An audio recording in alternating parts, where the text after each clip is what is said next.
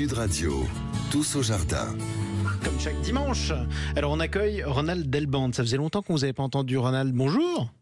Bonjour Jean-Marie. Bienvenue sur Sud Radio. Alors pour ceux qui verront la vidéo YouTube de votre intervention, vous êtes déguisé en troubadour, si je ne m'abuse. En fait, je suis plutôt ce qui est le costume un peu plus nobliau du chevalier lorsqu'il n'est pas en armure. C'est vrai, lorsqu'il n'est pas en armure. Alors on jardine aujourd'hui, vous vouliez nous parler de quoi précisément ?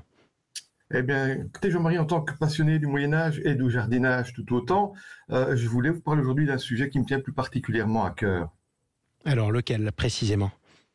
Eh bien, je vais dire du hérisson, et plus particulièrement de son devenir en cette froide saison. Oui. C'est plus que jamais d'actualité. Comment protéger le hérisson pendant l'hiver, ce petit animal tout mignon qui est dans votre jardin et qui est un signe en plus de bonne santé de l'écosystème. Pourquoi plus particulièrement le hérisson ? Eh bien, en cette saison qui s'avance et où le jardin passe en sommeil, le petit chevalier des jardins à l'armure de piquant a plus que jamais besoin de notre assistance à cause de l'action de l'homme, malheureusement, sur son biotope, qui menace même sa survie alors que c'est un précieux auxiliaire de jardin. Mais alors, qu'est-ce qui lui arrive ?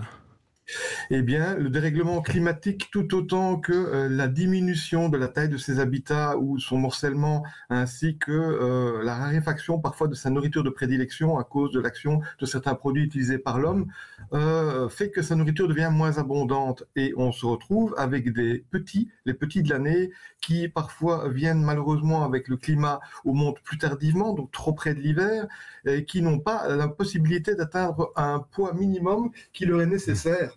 Donc pour eux pouvoir être capables de passer l'hivernation, donc cette période où ils vont perdre du poids et ne pas pouvoir se nourrir, et il faut qu'ils aient atteint, on va dire, un bon 700-800 grammes.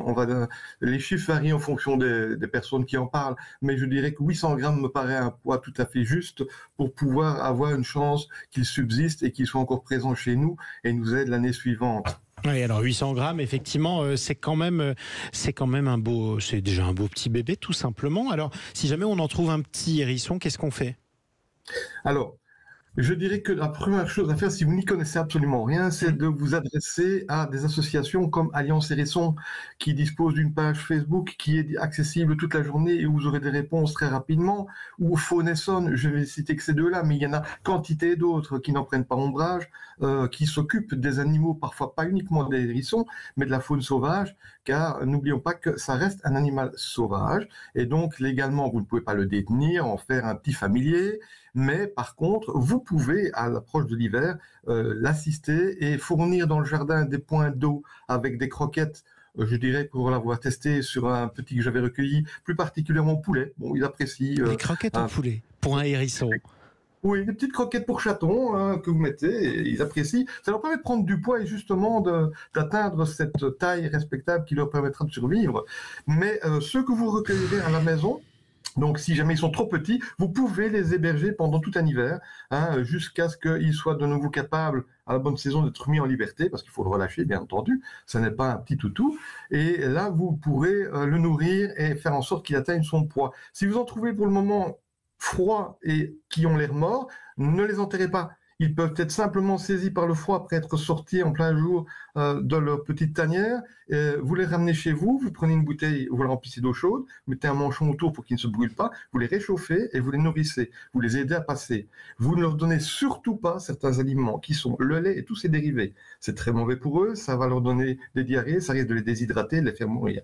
Le raisin sec ou bien le raisin, le fruit pur, non plus. Le chocolat particulièrement oublié, beaucoup d'animaux ne supportent pas parce qu'il y a de la théobromine dedans, et le hérisson est particulièrement sensible, c'est toxique pour lui. Tous les produits dérivés avec la caféine, tout ce qui est avocat, ail, oignon, vous oubliez aussi, et alors, c'est pas un animal familier de compagnie, ne lui donnez pas des petites friandises trop sucrées ou trop salées, ça déréglerait complètement son organisme et c'est absolument à proscrire également. Eh bien, gardez-les pour vous, surtout les friandises, tant qu'à faire en cette période de gourmandise. Merci beaucoup, Ronald Delbande. On vous dit à bientôt pour un nouveau numéro sur le jardin.